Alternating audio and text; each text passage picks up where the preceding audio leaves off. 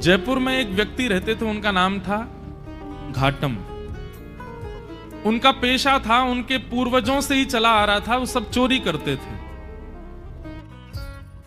दादाजी, परदादा, परदादा, पूरे गांव का ही यही पेशा था, यही काम था, सब चोरी करते थे।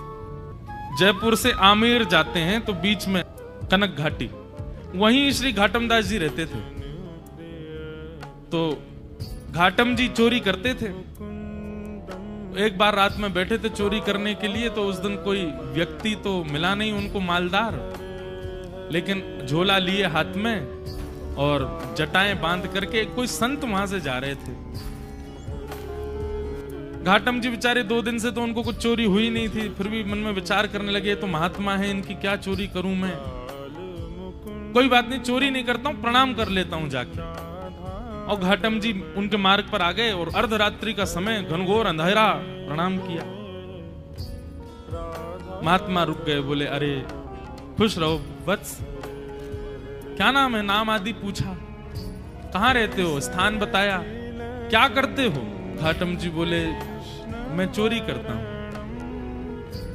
महात्मा को ये बात बड़ी बढ़िया लगी कि इसने छुपाया नहीं मुझसे, सत्य बोला। बोले चोरी क्यों करते हो भाई, चोरी डकैती करना ये अच्छी बात नहीं है, मत किया करो, अच्छा काम नहीं है।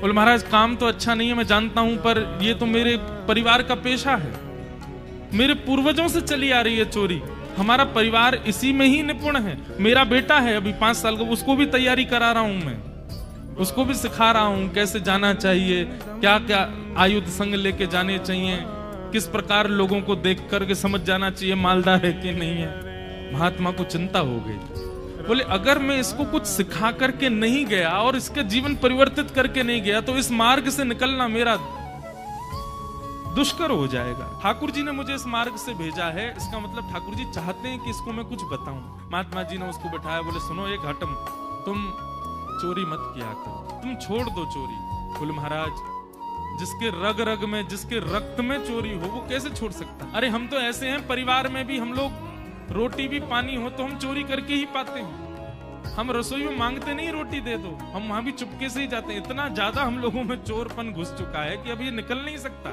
महात्मा थोड़े व्याकुल थे, तो घाटम जी बोले भगवान आप देखिए व्याकुल मत होइए, मैं भी विवश हूं कि मैं नहीं छोड़ सकता चोरी, पर हाँ चोरी के अलावा जो कहोगे वो करूंगा। महात्मा ने विचार किया, महात्मा बोले ठीक है 4 बातें लिखो। सबसे पहली बात, तुम सत्य बोलोगे। घाटम जी बोले ठीक है, आज के बाद चाहे कुछ हो जाए मैं सत्य ही बोलूंगा। दूसरी बात लिखो, संत जनों का खूब सम्मान करोगे, आदर करोगे। बोले जी महाराज। तीसरी बात लिखो, जो भी लाओगे घर में, चाहे चोरी करके लाओ, चाहे प्रेम से लाओ, कमा के लाओ, सबसे पहले ठाकुर जी को निवेदित करोगे, उसके बाद स्वीकार करोगे। बोले जी। और चौथी और अंतिम बात, कहीं मंदिर दिख जाए, मठ दिख जाए, आश्रम दिख जाए, संत दिख जाए, 100 काम छोड़ के चोरी करके भाग रहे हो, सिपाही पीछे पड़े तो भी रुकोगे, प्रणाम करोगे, फिर जाओगे। घाटम बोला जो आज्ञा। अब ये 4 बात मेरे लिए अध्यादेश हैं, आदेश नहीं है, अध्यादेश है। चाहे दुनिया इधर उधर हो जाए, मैं इन 4 बातों को कभी नहीं छोड़ूंगा। संत बोले ठीक है। तो घाटम जी ने अपने गुरु की आज्ञा मान ली, बोले 4 बातें मुझे करनी है। एक बार कुछ संतों की टोली जा रही थी, घाटम जी ने देख लिया, दौड़ करके गए, चरणों में निवेदन किया मेरे घर आ जाइए, प्रसाद पा लीजिए। संत बोले ठीक है। अब घर पहुंच गए। अब लेकिन घाटम जी के घर पे व्यवस्था कुछ नहीं थी भोजन की। पत्नी से कहा 5 मूर्ति आई हैं, भोजन बनाओ। बोले 5, हम 2 के लिए तो भोजन नहीं है, 5 को कैसे पवाऊं मैं। घाटम जी बोले गुरु आज्ञा निरर्थक हो जाएगी, मुझे कैसे भी इनको 5 को प्रसाद तो पवाना है। घाटम जी ने देखा कि पड़ोस में एक कोई व्यक्ति रहता, उसके पास में उसके गेहूं अनाज आदि का भंडार है, थोड़ा चोरी करके ले आता हूं, उससे बना के इनको पवा देंगे, गुरु आज्ञा पूरी हो जाएगी। गुरु जी ने यही तो कहा है कि संतों की सेवा करो, अब कैसे भी करो, चोरी करके करो चाहे कुछ करो। दौड़ करके गए, वहां से कुछ अनाज आदि ले आए, घर पर ला करके प्रसाद बनवा करके पवा दिया। घाटम जी की चिंता हो गई कि आज सवेरे बारिश हुई थी और मैं चोरी करके लाया हूं, तो निश्चित मेरे पैरों के चिन्ह बन गए होंगे, और उसको यदि पता चल गया कि मैंने चोरी किया, वो घर आ जाएगा, मुझे पकड़ करके ले जाएगा, आदि आदि मन में ये विचार करने लगे। लेकिन मैंने तो गुरु आज्ञा के वश होकर के किया ना। इतने में ही वर्षा हो गई, आंधी तूफान आया और सब उनके चरण चिन्ह आदि मिट गए। तो उनको ये अटूट विश्वास हो गया कि मैंने गुरु आज्ञा मान करके पूर्ण किया, तो ठाकुर जी मेरी सहायता कर रहे हैं, मेरे रक्षक बने हुए। घाटम जी का जीवन ऐसे चलने लगा। गुरु पूर्णिमा का समय था, घाटम जी ने मन में विचार किया, मेरे गुरु ने मुझको सब कुछ प्रदान किया, इस बार गुरु दक्षिणा के रूप में ऐसी कोई वस्तु या इतना धन कुछ दूं गुरुदेव के यहाँ कि वर्षों तक भी अगर मेरे यहाँ से सेवा ना जाए तो गुरुजी को दिक्कत ना हो, मेरी तरफ से ऐसा रहे कि हाँ परिपूर्ण हो गई सेवा। उसके लिए एक बड़ी चोरी कर लेता हूँ, उसके बाद फिर मैं धीरे धीरे छोड़ ही दूंगा। एक बड़ी चोरी करता हूँ, उससे जो धन आएगा गुरुदेव को दे दूंगा। और घाटम जी ने विचार किया क्या चोरा हूं। तब उन्होंने विचार किया, बोले कि यहाँ आमेर का जो राजा है इसके घोड़े बड़े कीमती हैं और उनमें भी एक काला अश्व है, काला घोड़ा है, वो सबसे ज्यादा कीमती है, ऐसा पूरे भारत में नहीं है। यदि उसको मैंने चोरी कर लिया और उससे जो धन आएगा वो यदि मैंने गुरुदेव को दिया तो आजीवन मुझे जितना देना चाहिए उतना एक बार में ही दे दूंगा मैं गुरुदेव को। तो गुरुदेव के यहाँ गुरु पूर्णिमा की सेवा मेरी तरफ से होती रहेगी। घाटम जी चोरी करने के लिए जा रहे हैं। एक सामान्य से घोड़े पर बैठ करके घाटम जी और सीधे राजभवन में प्रवेश कर रहे हैं। मुख्य द्वार से ही प्रवेश करने लगे तो द्वारपालों ने रोका, ए कहां जा रहे हो, क्या नाम है तुम्हारा? बोले घाटम। कहां जा रहे हो? बोले चोरी करने जा रहा हूं। झूठ नहीं बोलना है, गुरुदेव ने मना किया है। द्वारपालों ने मन में विचार किया, ये जरूर राजा का कोई गुप्तचर है, राजा का कोई बहुत घनिष्ठ व्यक्ति है, हमने इसको रोक दिया है, इसका परिचय पूछना इसलिए बुरा मान गया। बुरा मान करके कह रहा है चोरी करने जा रहा हूं। ए भाई सुनो, द्वार खोल दो, ये कोई राजा का परिचित व्यक्ति होगा, ऐसे कौन बोलता चोरी करने जा रहा हूं। द्वार खुल गए, वो भीतर प्रवेश कर गए। भीतर प्रवेश करके घुड़साल में गए, वहां सबसे महंगा घोड़ा जो काला अश्व था उसको खोल लिया, बैठ गए, लेकर के बाहर आने लगे, खुले में ही सबके सामने बाहर की ओर जाने लगे। तो द्वारपालों ने कहा ये तो राजा का घोड़ा है, ये क्यों ले जा रहे हैं? फिर भैया ये काला अश्व कहाँ लेके जा रहे हो? बोले चोरी करने आया था, चोरी कर ली, अब चोरी करके ले जा रहा हूँ। द्वारपाल बोले ये तो कुछ ज्यादा ही बुरा मान गया है, ऐसे कौन बोलता है? अरे भैया द्वार खोल दो, इनको जाने दो। रोको नहीं। उनका सत्य और वहां द्वारपाल का उसके प्रति ये भाव रखना कि बुरा मान गए, वो ऐसा फिट हुआ कि किसी को शंका ही नहीं हुई कि ये चोरी कर रहे हैं। घोड़ा लेकर के चले गए और उसी समय राजा ने आज्ञा की मेरे घोड़े तैयार करो, मैं भी जाऊंगा कहीं। ऐसा उसने आज्ञा की। जाके देखा तो काले अश्व थे नहीं। अफरा तफरी मची। जब द्वारपालों के कान में बात पहुंची तो उन्होंने हल्ला किया कि अरे एक व्यक्ति आया था, आकर के इतना सत्य बोल के, वो तो बोल के गया मैं चोरी करने आया हूं, चोरी करके ले भी गया, तुमने रोका क्यों नहीं? बोले महाराज हमको लगा कि ऐसे कौन बोलता है, चोर कभी ये बोलता मैं चोरी करने आया हूं, लेकिन वो सत्य बोल रहा था तो हमको लगा आपका कोई गुप्तचर है, आपका कोई घनिष्ठ है, इसलिए हमने रोका नहीं, उसको ले गया। वो सैनिकों को भेजा, जाओ पकड़ लो उसको, घोड़े लेके आओ। घाटम जी घोड़ा लेकर के जा रहे थे, दौड़ रहे थे खूब तेज की राजा के कोई दूत आए उससे पहले मैं इसका विक्रय कर दूं कहीं। लेकिन तभी उसी मार्ग पर ही एक मंदिर पड़ा राम जी का, और वहां संभवतः उसी समय आरती चल रही थी। गुरुदेव की आज्ञा याद आ गई। बोले गुरुजी ने कहा था कहीं मठ मंदिर आश्रम दिख जाए तुरंत रुक के प्रणाम करना। तुरंत अपना घोड़ा रोका। भयभीत है मन में, लेकिन गुरु आज्ञा पर इतना विश्वास, घोड़े को रोका, खड़ा किया, वहीं एक पेड़ से बांध दिया, भीतर भाज करके गए।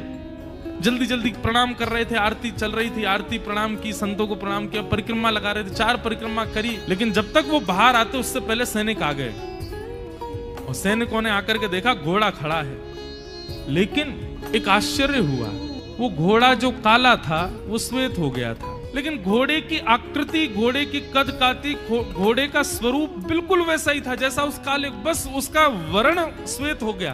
तो सैनिक खड़े तो हो गए आके, लेकिन कहने ये घोड़ा तो वही है, लेकिन ये श्वेत कैसे हो गया? घाटम जी निकल करके बाहर आए, सैनिकों ने उनकी ओर देखा, ये घोड़ा किसका है? बोले घोड़ा राजा का है। बोले राजा का घोड़ा तो काला था, ये श्वेत कैसे हो गया? तुम चोरी करके लाए ना? बोले हाँ मैं चोरी करके लाया। ये श्वेत कैसे हो गया? बोले ये तो मुझे नहीं पता, क्योंकि मैंने जब बांधा था तब तो काला ही था। ये श्वेत कैसे हुआ ये तो मुझे नहीं पता। अरे तुझे नहीं पता, ऐसा कैसे बोल सकते हो? बोले मैं सत्य बोल रहा हूं, मुझे लगता है मैंने जिनको निवेदित किया उन्होंने इसको श्वेत कर दिया। सैनिक बोले क्या बोल रहे हो ये?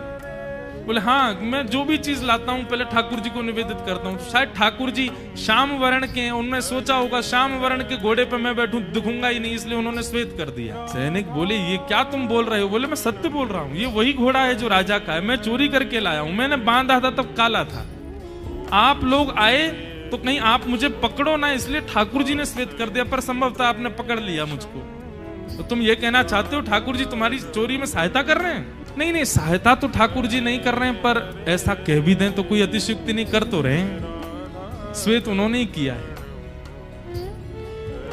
बोले इसकी बातें हमें समझ नहीं आ रही, इसको पकड़ के राजा के पास ले चल। राजा के पास ले गए। राजा ने जब घोड़ा देखा, राजा खुद आश्चर्य, बोले ये है तो मेरा ही घोड़ा, पर ऐसा भी नहीं कि इस पर कोई रंग लगाया हो, इसका वास्तविक रंग श्वेत कैसे हो गया? घाटम जी से पूछा। घाटम जी बोले मैं सत्य बोल रहा हूं, आप लोग मान नहीं रहे हैं। मैं ठाकुर जी को निवेदित करता हूं, जो भी चुराता हूं मैंने ठाकुर जी को निवेदित किया, उनको नहीं भाया होगा काला, इसलिए गोरा कर दिया। घाटम जी की बात पर किसी को विश्वास नहीं हो। तब राजा बोला एक तरीका है, यदि तुम्हारी बात में इतनी सत्यता है कि ये वही घोड़ा है, तो मेरे घोड़े के गाल के पास में एक मस्सा है, यदि वो मस्सा इसके हुआ तो मैं समझ जाऊंगा कि भगवान तुम्हारी सहायता करते हैं, तुम्हारी गुरु आज्ञा ही तुम्हारी सहायता करती है, तुम जो करते हो सब, और मैं तुमको छोड़ दूंगा। राजा ने जाकर के घोड़े की नार पर जब बाल हटा करके देखा तो वो मस्सा बिल्कुल वैसा ही था जैसा एक काले घोड़े के था, वही घोड़ा। राजा से विश्वास नहीं हुआ नेत्रों को, उसी समय चरणों में गिर गया। महाराज आपके गुरु आपके बने रहें, पर आज से मेरे गुरु आप हैं।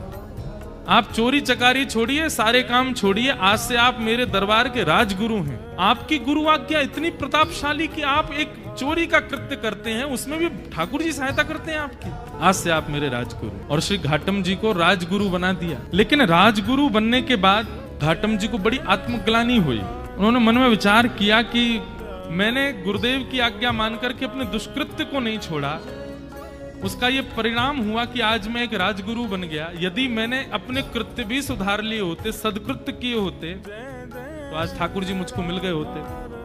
तो घाटम जी ने अपनी राज पदवी का त्याग कर दिया, और राज पदवी त्याग करने के बाद वो सामान्यतया एक सामान्य व्यक्ति की तरह अपना जीवन जीने लगे, गुरु आज्ञा पालन करके। और श्री घाटम दास जी, उनके पद हैं बड़े सुंदर।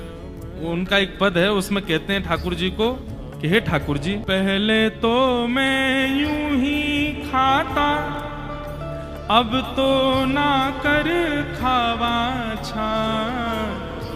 ठाकुर जी पहले तो मैं ऐसे ही खा जाता था, पर अब तो मैं स्नान करके पाता हूं प्रसाद। गल में माला, माथे पे तिलक, थारे निमित्त लगावा छा। महाने तो ऐता करी दीना, थाने की ना काई। मैंने तो इतना कर लिया आपके लिए, आपने मेरे लिए क्या किया ठाकुर जी? घाटम दास जात को मीना, तारोगे की ना। इतनी सरल सहज वाणी उनकी। ठाकुर जी से कह रहे हैं मैंने आपके लिए इतना कुछ किया, अब तो मैं नहा के खाता हूँ, अब तो तिलक लगाता हूँ, माला पहनता हूँ गले में। ठाकुर जी अब तो कृपा करो मुझ पर। तर में उनको आगे चल करके ठाकुर जी का प्रत्यक्ष साक्षात्कार दर्शन हुआ, और दर्शन के पश्चात वे भगवत धाम को प्रस्थान कर गए। तो एक सदगुरु की कृपा, उसकी सामान्य वाणी। अरे राह चलते हुए एक संत ने 4 बातें बता दी एक चोर को, और उस मार्ग पर चल करके वो चोर एक दिन ठाकुर जी के प्रत्यक्ष दर्शन कर लेता। हम चोर तो नहीं है, हम डाकू तो नहीं है, हम डकैत तो नहीं है, हम इतने नीच तो नहीं है, हम तो सामान्य मानव हैं। शुद्ध रोटी खाते हैं, शुद्ध जल पीते हैं, शुद्धता से रहते हैं, सब काम ठीक करते हैं। हम में इतने अवगुण नहीं है। हम गुरु आज्ञा को यदि मान लें तो हमारी स्थिति क्या होगी? इसलिए भैया, आज्ञा गुरुणाम अविचारणीयाम